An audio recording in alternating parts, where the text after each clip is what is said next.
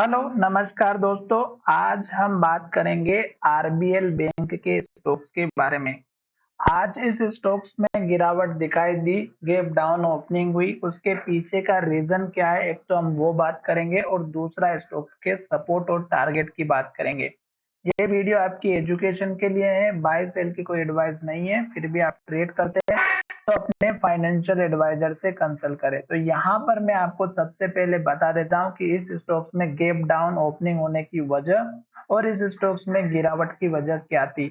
अगर आप यहाँ पर देखेंगे तो आरबीएल बैंक में एक न्यूज निकल के आई थी मॉर्निंग में, और वो न्यूज यहाँ पर ये थी कि आरबीएल बैंक के शेयर 1100 करोड़ के जो है यहाँ पर बेचे गए हैं।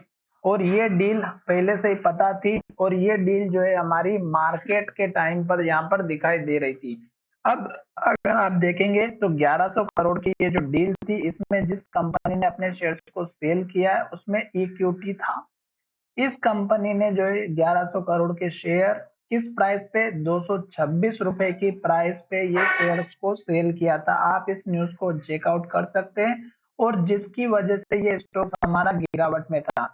अगर आप स्टॉक मार्केट में काम करते हैं तो आपको होमवर्क करना बहुत ही जरूरी होता है, और वो होमवर्क ये होता है कि मॉर्निंग में एटलीस्ट आप न्यूज को कवर करिएगा।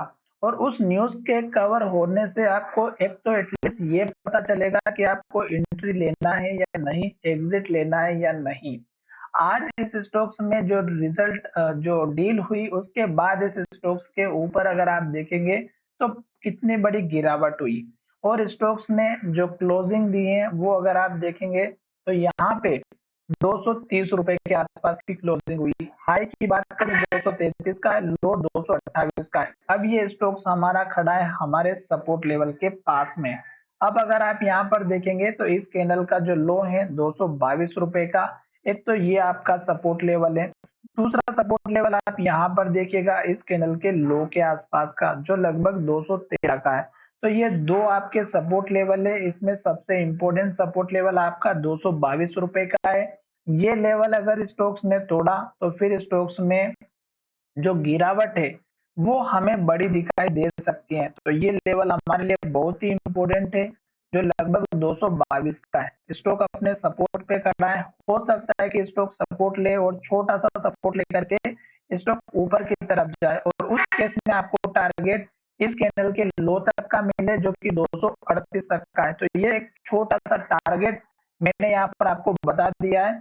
जब तक स्टॉक इस रेंज के अंदर काम करेगा तब तक आपको कोई डिसीजन नहीं लेना है। अगर ब्रेकआउट करके ऊपर की तरफ जाता है और हाई इस एटलीस्ट इस कैंडल के हाई का टारगेट दे देता है 240 रुपए के आसपास का, यहाँ पर भी देखिएगा 243 का है। तो एटलीस्ट क्लोजिंग हमारी 243 रुपए के ऊपर अगर हो जाती है तो फिर स्टॉक्स में यहाँ से एक अप ट्रेंड दिखाई दे सकता है छोटा मोटा।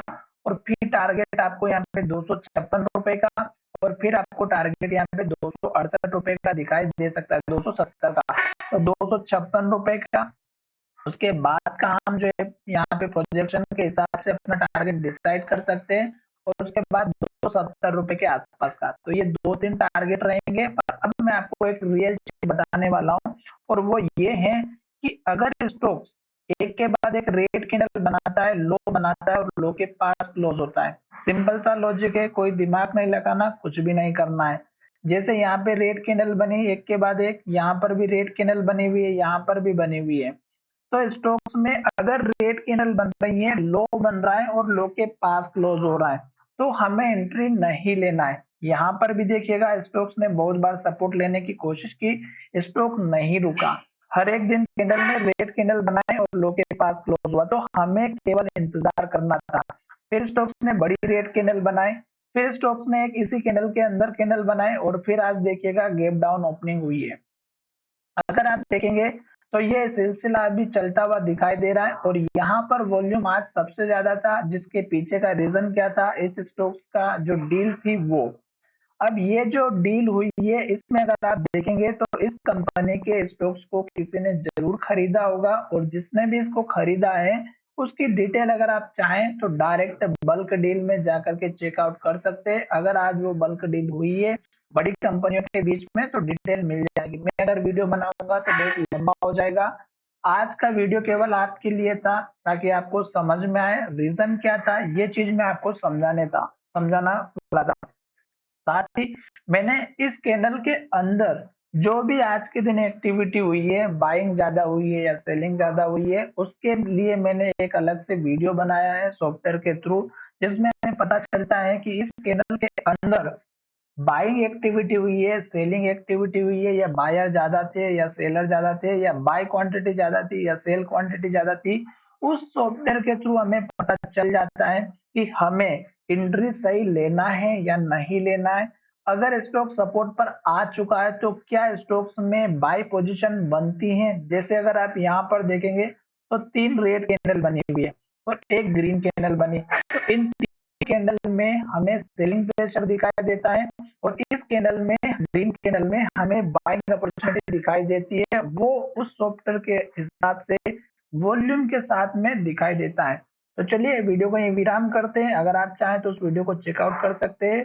15 से 17 मिनट का वीडियो है जिसमें एसबीआई और आईटीसी दोनों शेयर्स के बारे में डिटेल में बात की है और उस कैंडल के अंदर गिरावट आई है, स्टॉक्स में गिरावट की वजह क्या थी, वो सब उसमें अच्छे से समझ में आता है, क्योंकि कैंडल के अंदर जो डाटा होता है वो हम उसमें पता करते हैं। तो चलिए वीडियो में विराम करते हैं। धन्यवाद।